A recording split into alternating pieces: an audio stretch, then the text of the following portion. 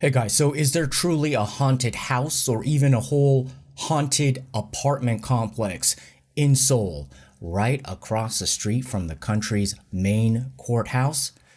Maybe. The site of the former Sampoong Department Store that collapsed in 1995 like pancakes in 20 seconds, with shoppers and workers still inside, is now the gleaming Acrovista apartment complex and stores, and also the home of the former president who got impeached, Yoon Suk-yeol. Is this place really cursed? It certainly is sketchtastic, and it is now the center of a search and seizure by the Korean government into the president's house to look for evidence of corruption involving, yes, a shaman.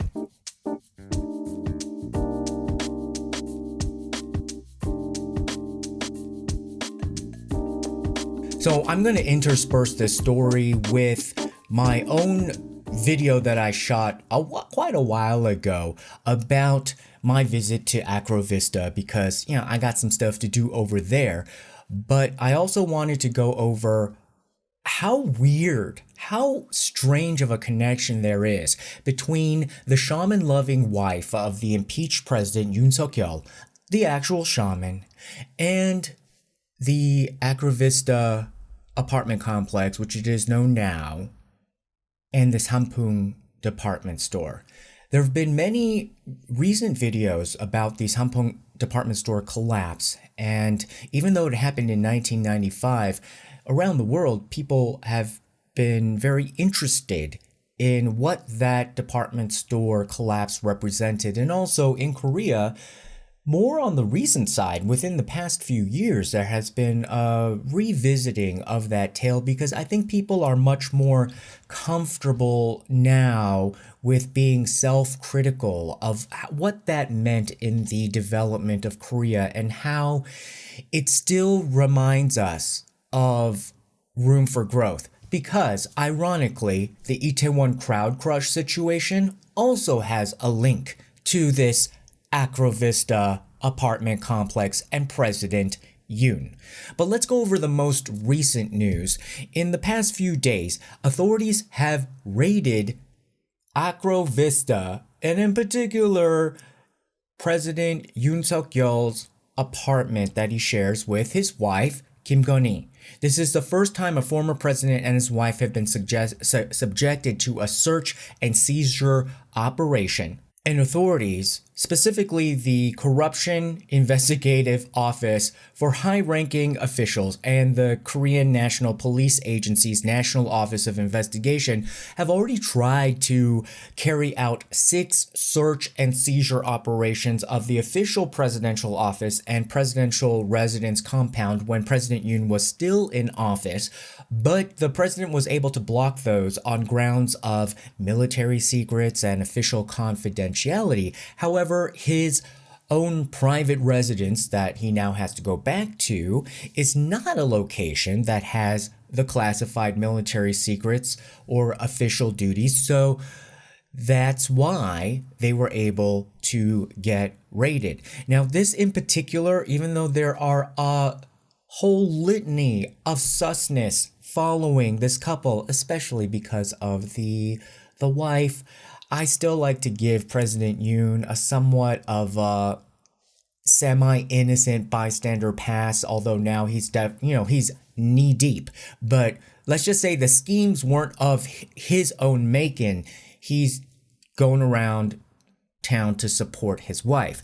Now, this incident in particular involves the shaman known as Kun-jin or Chun Sung-pae, and if you want to see another tactic shown to us in a real-life example from the Jezebel Institute of Treachery on how to funnel bribes using a pseudo-religious cult, this is the ization of all of that. So the shaman apparently would accept money and gifts in the form of prayer requests or prayer services, prayer fees, and one involved a 30 million won cash amount that was actually documented, and that's about $20,000 to $30,000 depending on the exchange rate.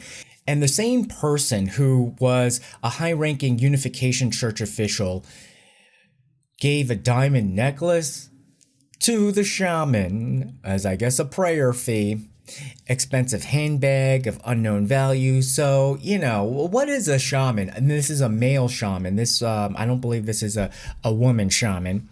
Yeah, so unless he gender fluid or something or presents as a female, what was he going to be doing with the diamond necklace and expensive handbag? And especially even if he were a woman or would need these things, why would it be connected to a prayer fee? So this is how it's all very suspicious. Now, beyond the bling bling of it all, in terms of it being a bribe, why is it important? Well, through these avenues, like the person who is given the cash and the diamond necklace and the handbag, what do they want besides a prayer? What do they want besides maybe some like weird crucible witchcraft thing in the woods?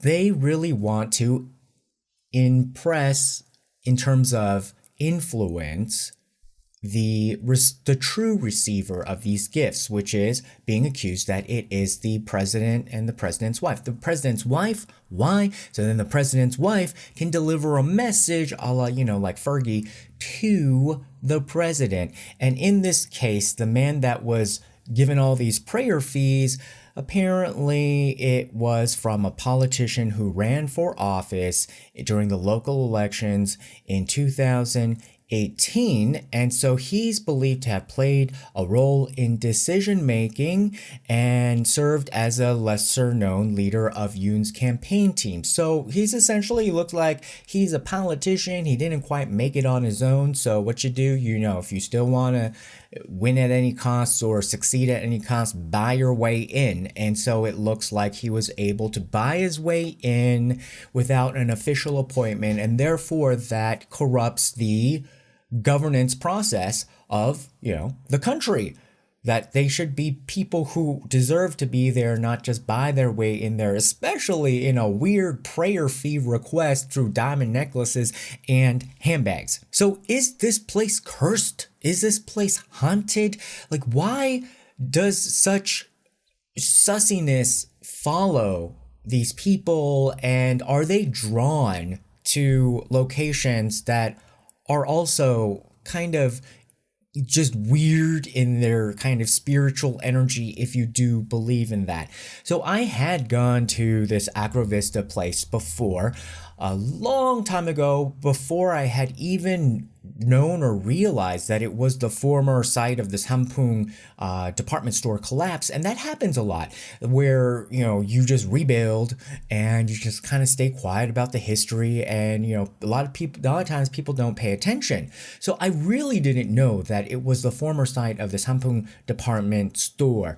But when I went around to go look at, because I was looking at inside, like, you know, places, and it felt dark and creepy, but in a very cold and metallic way. So I thought, oh, maybe it's just kind of the way that this building was made, and it could have been, and the interior concepts and the materials, but it had a very like dead metallic feeling over there.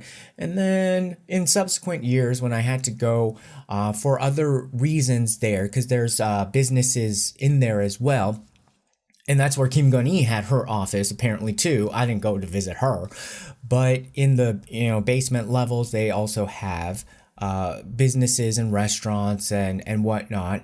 And so that place, yes, has a very strange vibe. And I asked about whether or not people have seen ghosts, and they said yes. Like the people who work there, going there in day and out, they said yes, there are totally reports of strange ghosts. So I just spoke with somebody who's been working here, having a business here for 17 years. So it's been quite a while since the incident. And people who are older will remember that this is the site of the Sampoong Department Store, but a lot of people have forgotten. And I asked if she had seen any ghosts or had any kind of incidents or heard of any incidents like that.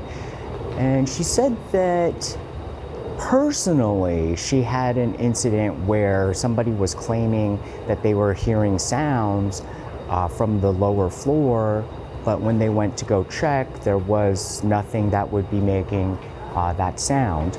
And then she says here and there people have claimed that they've seen something or another, but in general, I mean, I think the vibe is, at least in this shopping area, I think maybe because there's so much energies here, it feels fine. I will say that when I did, see actual units where people would be living, that had a creepy vibe. But in general, it's fine. And I think if you look at the construction, they did it on purpose to be very, very, very robust. And that's the sad part of this site, is that the ghost stories or whatever you've come across in terms of how ghosts function, if you do believe in that, a lot of times it's like because of an unjust death, or their spirit has been trapped because something really bad happened and they can't let go, or they're wandering the area. And this is definitely a place where that would qualify. So if we're going back to how this ghost story origin and this weird thing, because there's ghosts, maybe if the president's wife is so into all of the shamanistic things and she wants to not have to travel outside her house and she can just do everything at home, well, what better home is there if there's some spirits, in the hallway that she can kind of say like, hey, come in for tea and help me with my little shamanistic ritual to try to, get my husband elected as president. The Sampoong Department Store in the middle of Gangnam was a high-end luxury department store that was very successful for the about 5.5 years it was in existence.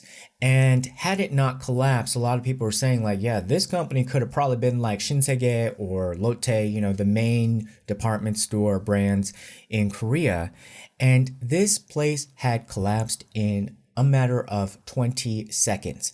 Now, not the entire building. There's the A and B at the time. Now there's like a building A, building C, building B, and building C, and it's somewhat of an annex like building AL in the current Acrovista model. But the A part was the only part that collapsed that day. And it was because that part was the department store, and that part, because it was the department store, had a lot of illegal renovations and modifications that severely affected the structural integrity of that building. What happened? June 29th, 1995, 5:52 p.m. in 20 seconds. Some people say 10 seconds, 20 seconds, but no more than 60 seconds.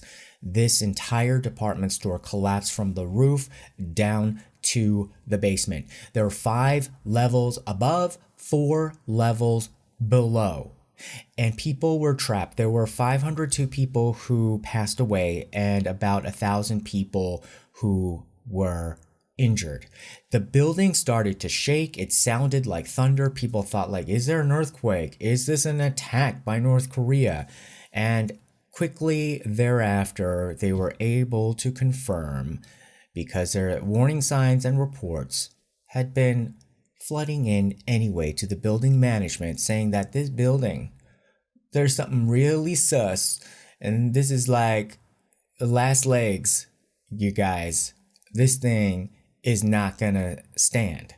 When this happened, there was no national emergency response system. So that meant that the different departments of government services, like the fire department, police department, and, National Guard, they weren't coordinated. There was no central control tower. So this event sparked the creation of a national emergency response system that would be coordinated. Ironically, that didn't help much back in 2022 during the Itaewon crowd crush situation, when there was a lack of coordinated response and even responding to potential warnings.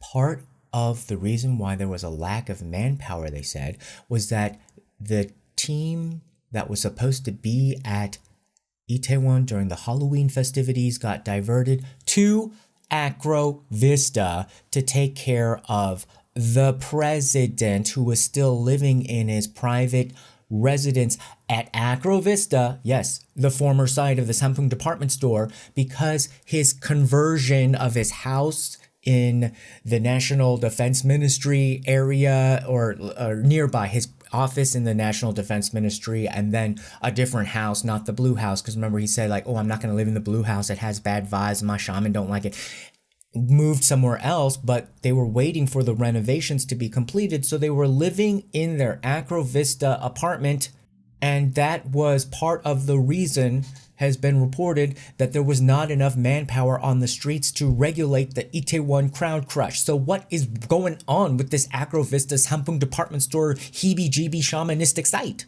The rescue attempt was very complicated because there was no coordination. There were 100 ambulances, 4,000 firefighters, police, and soldiers, so everybody showed up.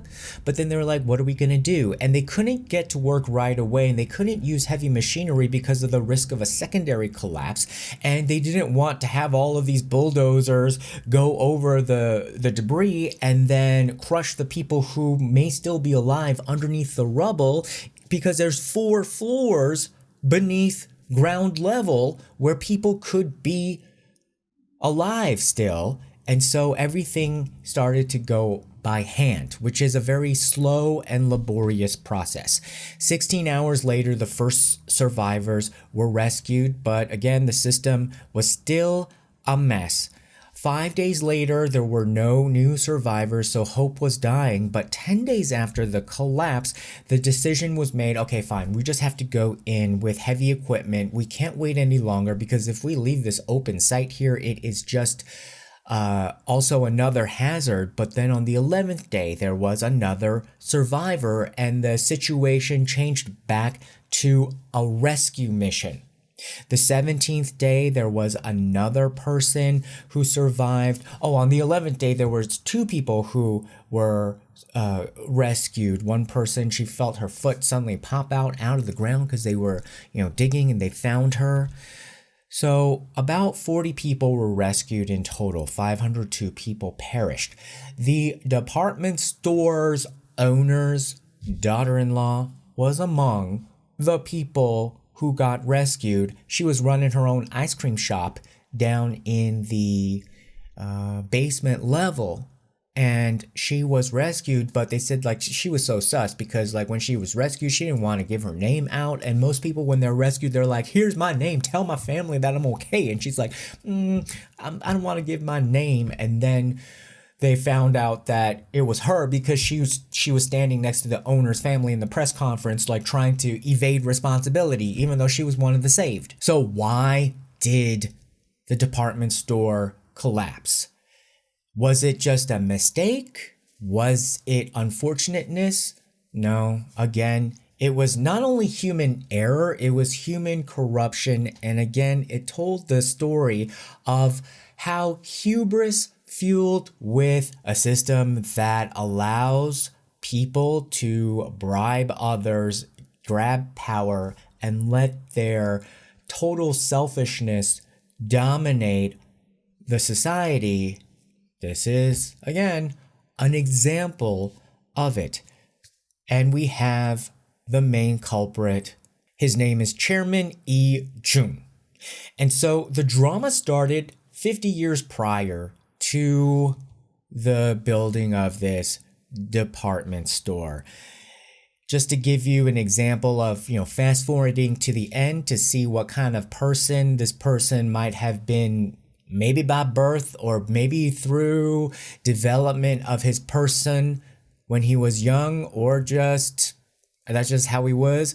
Well, when he was interviewed about the tragedy, he said, yeah, you know, the loss of life is tragic, but also the loss of our assets is also direly important. So people are just like, whoa, you are equating the loss of human life to your loss of property. And it was literally your fault that the loss of all this life happened. And actually, if you'd been taking care of your property properly, none of this would have happened at all. So this guy's history is a little sketch. So in the beginning, apparently he was a little bit talented. Yes, you know, like a intelligent person. He was an interpreter during the Korean War era and the military era, the Japanese occupation era, because he was born in like the 1920s. And so he was rendering his services in the military environment. Well, he quickly then shifted, because translation is like a hop, step, and a skip, towards like the intelligence services. And so he was one of the founding members of Korea's like CIA. I think it was called the Korean CIA at the time. Now they call it something a little bit different. And so he was one of the founding members, and through that gained a lot of connections, a lot of power, and a lot of ability to get whatever he wanted. And namely, a lot of that is information that the public doesn't have in order to then get rich. So in 1974, he bought a bunch of land where the Acrovista, or the Sampoong Department Store, is. It's Seoul. Apparently, the U.S. soldiers used to reside around that area, and then when they left, that land was up for sale, and he was got first dibs, of course, through his probably inside information with his inside network and all of that intelligentsia stuff. And so he bought, and in Korea, it's not like square mile, it's pyeong. And so that was about $200 or $300 per unit. He bought 57,000 pyeong. And again, one pyeong was about $200 or $300. And then later, when his department store collapsed, the value of that pyeong that was $200 or $300 is now 25 million won, which is about $25,000. So from $200 to $25,000. And so his real estate holdings alone were worth about $250 to $300 million. So he was in the construction business. In 1987, he was just like, hey, these department stores, they're booming. I need to get into the department store business. So 1987, he went into the department store business. 1989, he had his grand opening. In the 2 years, he went over some problems, but he bulldozed right through them. Namely, the land that he wanted to build the department store, where he ultimately did build the department store, was zoned for apartments, not a department store. And apparently it is almost impossible to change zone designations unless you got his type of network and bribery system. So he was able to say, hey, let's build a department store here. Now, why is that part of the problem? Well, this becomes critically important because, having a department store itself, I don't think was that big of a deal, but it was the noise issue.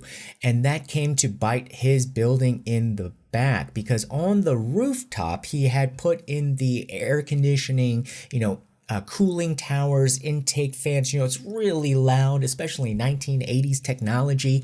And the apartments that he also built were right next to it, behind it. And the residents were complaining about the noise. So he had shifted the cooling towers to the other side, which is near the road. That in itself, probably not a problem if he had used a crane and not damaged his building and roof, just used a crane and gently placed it onto the other side.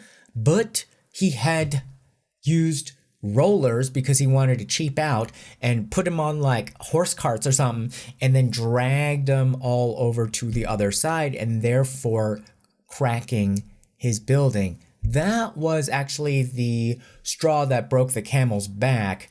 I like to give you the end before, and then we go through.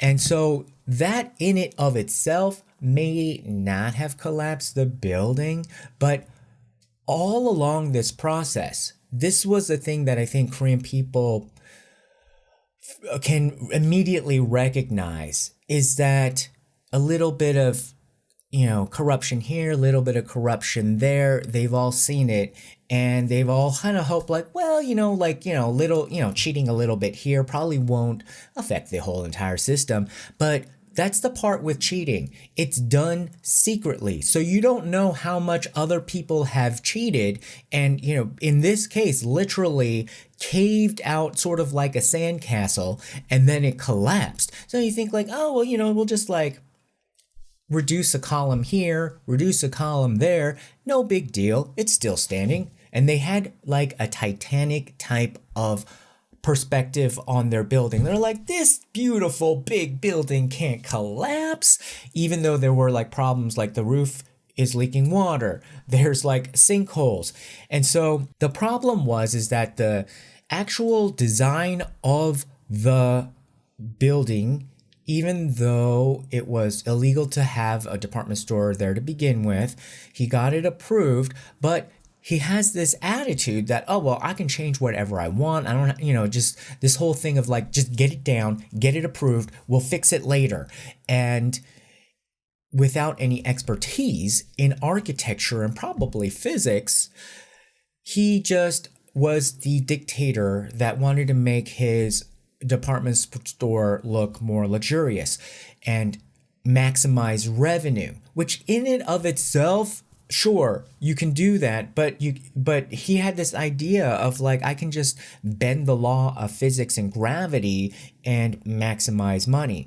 So first of all, the department store was only supposed to be 4 levels above and 4 levels below. He said like, oh, I want a 5th floor. So he added a 5th floor, and the way that, even though there was a system in Korea, that's the problem, because it wasn't as if there was no system. The system was corrupted, and the system was too weak for corruption. But he was able to bribe all of the regulators and the people that would approve any changes, and bribe them and have them just approve these modifications, even though it started to then create a danger. So the 5th floor was supposed to be a roller rink. And this is probably why they were like, oh, well, if it's just a 5th floor roller rink, that's probably not too heavy.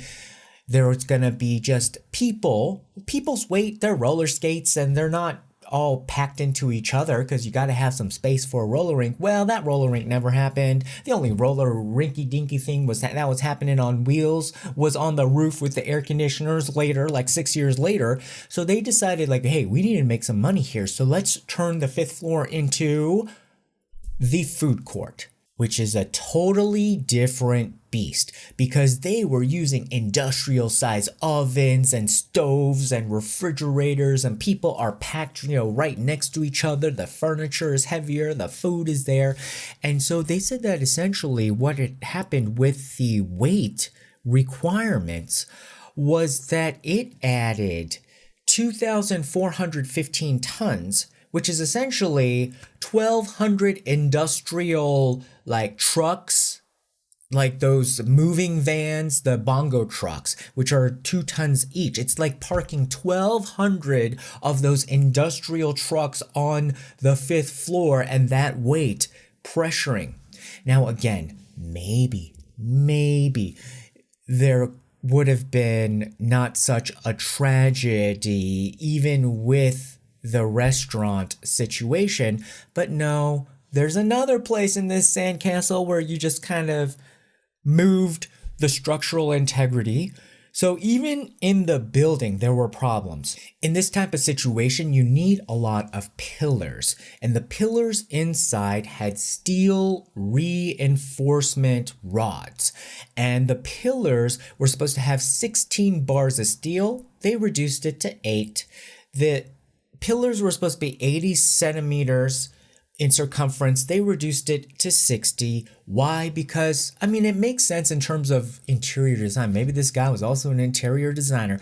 He wanted to have more clear sight lines, have a spacious department store, and then also when you remove some of the size of the pillars, and some of the pillars weren't even there, then you can add another spot to rent out for a store. The business model in a department store in Korea is almost sort of like a swap meet or something. Like the department store itself is the brand and you go there, but they're renting out each individual stalls to other brands and businesses, and so they run it themselves, but then they also have to meet a quota. So it's like a really weird, like semi-renting situation where you still are working for the department store. But anyways, it adds another area where they can rent out and then, you know, pump out revenue and get a percentage of the profits. And people who remember the department store say that, like, wow, it felt more spacious, it felt more airy. Well, yeah, that came at a big price. And not only were there fewer pillars, smaller pillars than necessary, the base plates connecting the ceiling and the pillar were also reduced, or in some cases, not even installed. And that is also critically important because that is the physics of it all, where it absorbs the weight of the floor above and keeps it from collapsing and sinking. And with those base plates that's supposed to keep it strong, well, they didn't have those in an adequate size, and in some places they didn't have it at all. So people are looking at this and are like, we're surprised that it even lasted 5.5 years, because this looked like it should have just, you know, gone down immediately.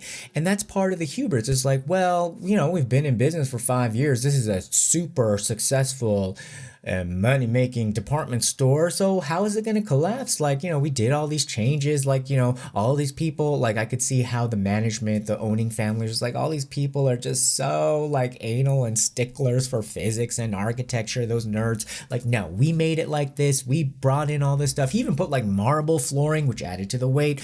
You know, like, you know, this is what people like, this is what makes people successful, which somewhat is, yeah, that is true, that he's delivering a good product, but at the expense of safety and not respecting the laws of physics and gravity. And not only that, corrupting the people who are supposed to be safeguarding and making sure that people are safe. He just thought, I can just get whatever I want, because he has. Up until this point in life, it worked.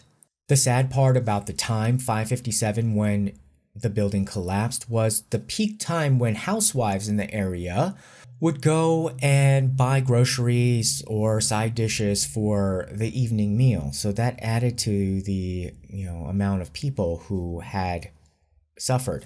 Now, were there warning signs? Definitely documented at least 2 months before. And it all started in the 5th floor restaurant area. There were cracks that were developing, dust that was falling through, and then management was like, you know what, let's just patch it up. The night before, there was a security guard who was doing his rounds, and he said that, like, he could hear the building creaking, cracking, crumbling, you know, essentially about to collapse.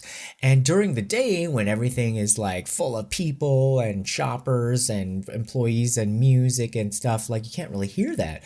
But the security guard, alone at night going around, could hear this. And then he also, when he was in the restaurant floor on the 5th floor, saw a sinkhole in the middle of the restaurant area. And then so he reported that, and then that got conveyed at around 8 a.m. the day of the collapse. There were also complaints that, again, the the plumbing had cracked and like was spilling water in the restaurant floor. So they didn't close the whole floor. They just closed the affected area, I get, and just left half of it in operation. And even like the floor was tilting, so your chopsticks would roll off of your table, and people are just like, "Oh, this table sucks." Like, wow, they need a new table, not thinking like it was the floor. And they said like even the escalators got all bent and twisted and wouldn't go up. Because it's like one part wants to go this way, the other part wants to go that way. So after the security guard's report hit the maintenance team at 8 a.m., the maintenance team immediately investigated. So you can't really blame the maintenance team of this building. It looks like they did their job. They even took a photo that they released to the public of the morning of, showing the roof. The roof had like cracks. It would look like mud, like the concrete, as if you can like kind of scoop it up and then like make a vegetable patch. Like the roof was crumbling, and they said that is a condition called punching. And so architecture people would immediately be like, oh my god, this building is about to collapse, this is punching. And that's what happens when the floor starts sinking, because again, there was no adequate support. So the building starts to sink, and the pillars are there, so the floor goes in and that pillar punches through. And so that's why it looked like, oh gosh, there's going to be an imminent collapse. Well, the management team got the report from the facility maintenance team, and they had an emergency initial meeting, and they issued emergency orders. You know what the emergency was? Do not tell reporters, do not tell the customers, maintain security, tight lip, do not tell anybody about this situation. That was their emergency. It could have been prevented. 10 hours before the collapse, they made that decision. They could have sent everybody home, immediately evacuated. Well, 6 hours before the collapse, kitchen counters were falling over, water leaking from the ceiling. Again, that escalator was bending. 4 hours before the collapse, the chairman arrived for an emergency board meeting, and they were debating whether or not to shut down the department store. And they decided, well, we'll renovate and do these fixes as if you can fix this collapsing building. But they thought, oh, well, we'll just wait until the end of store operations today because they got to get that money in. We'll wait, and then we will start the repairs and thereby not alarm the public. Nobody will find out that there is this big problem. Well, they were debating, and they also did, though, it seems as if take some of this warning to heed. They're like, okay, well, if something does happen, then okay, let's get out the precious artwork. Let's evacuate the goods from the jewelry department. So they did that, but they didn't alert the customers or the employees. 30 minutes before the collapse, someone called them in the conference room where they were still debating this issue. And they said, look, there's a huge exploding sound from the food court on the 5th floor, and it was much louder than this morning. And then the people in the boardroom were like, okay, yeah, thank you for the announcement. And then they went about their discussions. Now, why did those people in the boardroom survive? Well, they were not in building A, where building A was the one that collapsed with the department store. They were in building B, and building B was not a department store, so there were not all of those modifications that weakened the structure of building B. And so that's why they were safe, and they were still debating as the entire building collapsed at 5:57 p.m. The chairman, Joon, and his son, who was the president of the department store, were charged with negligent manslaughter on the job. They weren't able to be charged with murder because that has to have some sort of premeditation. So they weren't able to prove that there was premeditated, even though all of this negligence was premeditated. So the chairman got 7.5 years in prison. His son, the president, got 7 years in prison. And the chairman went and served starting in 1996 his prison sentence, and he got released in 2003 in April, and then he had died 6 months later in October of that year.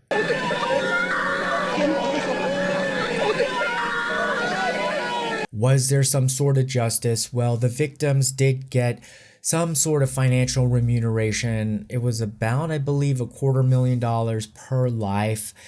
And of course, that doesn't, value anything, but at least they got something. Whereas in a lot of times, people don't get anything. His assets, the chairman's assets, were seized. This family, which was, one of the prestigious families, got really socially pariahed, as they probably should have. And the theory is that this was in a rich neighborhood. A lot of the victims were wives or people who were well connected, and that's why there was some remuneration and also a prison sentence.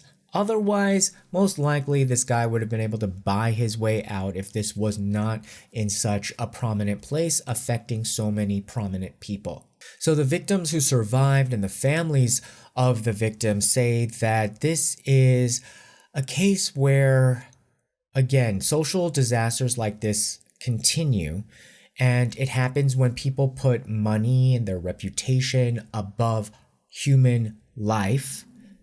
People who don't follow common sense end up hurting others. And what disaster victims, people who have been victimized, and especially in this kind of corrupt manner, usually want the most, in this case and others, is that there be a change in the system and the structure of how the country is operated, so that you don't have to rely on perfect leaders. The temptation in this type of situation is to just blame the evil chairman, which he was, but at the same time, he was only able to be that evil and to be that powerful because the system went along with his bribery and his corruption of the system. If the system is strengthened where you can't really get away with that kind of activity, then that protects the public. It's not as if that this, these formulas for this building was that complex or that hard to follow or would have made business impossible to do.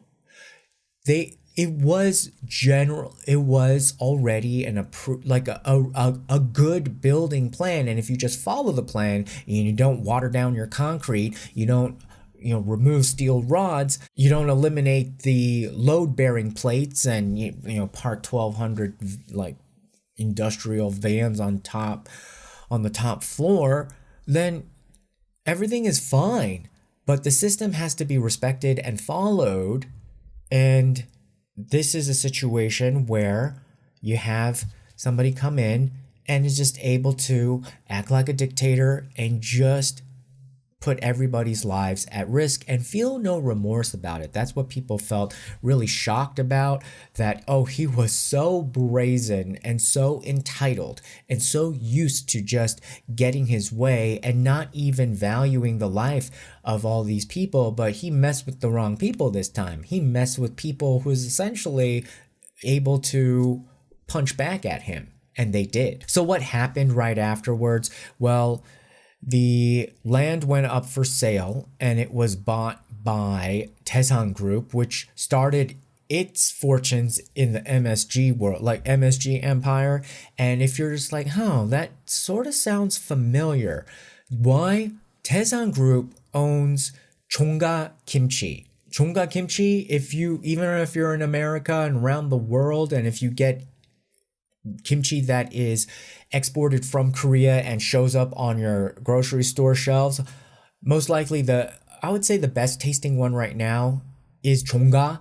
That would be that's able to be shipped overseas. And so they bought the real estate and then they subcontracted with Taerim Construction to make the Acrovista. Taerim, now you'll see a lot of these fancy high-end apartment complexes called Acro, whatever the other, other part of the name is for that specific neighborhood for their branding. Well, the Acrovista was the second apartment complex under this new Taerim Acro brand. They started to build this in the year 2000, and they started selling the pre-sale units in 2001. It was completed in 2003, and occupancy began in June 2004. There was supposed to be a memorial site, but they're like, oh no, we can't because, this land is too valuable. So they shuttled it off over to the Seoul Citizens Forest, which is not even close to this area. Maybe you can argue that maybe you can run a half marathon and get there.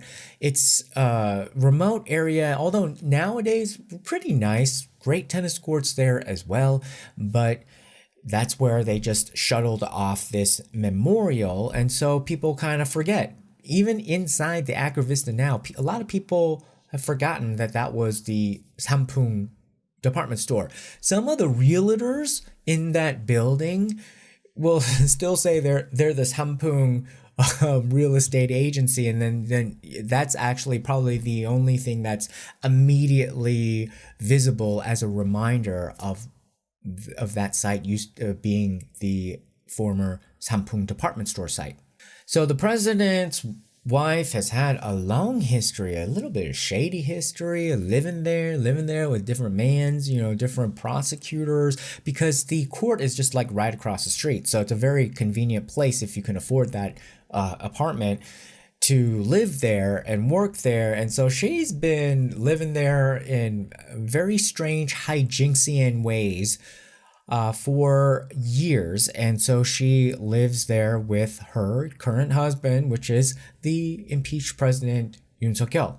So again, while they were still living there, their presidential office and their presidential residence was not complete yet after President Yoon Suk-yeol's election.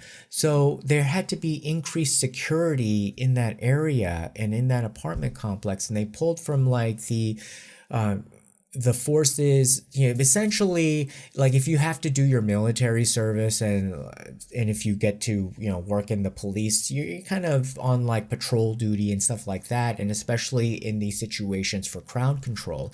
And there were a lot of protests going on around his apartment complex. So a lot of those forces had to go and protect the president from from the anti-protesters. And that was what happened during the Itaewon crowd crush situation. There was a lack of manpower there regulating the crowd. But even before that, the proper safety structure was not put in place, even though the Yongsan department that handles that got adequate warning and study results. So it's not as if there's nobody knew what was going on. That's what makes it more tragic, is that they had the chance, the opportunity, the information to do what was right and protect people's lives, but they didn't. So what do you think? Do you think this area is cursed in some weird heebie-jeebie way? Maybe it is really good when you want to do an at-home shaman ritual. Them ghosts are all around there for you and helping you out and maybe giving you nightmares or something like that. But I'm telling you, that place can have a little bit of a creep vibe. All right, guys, what do you think? Put your comments below. Remember to like, share, and subscribe, and we'll see you again next time. Bye-bye.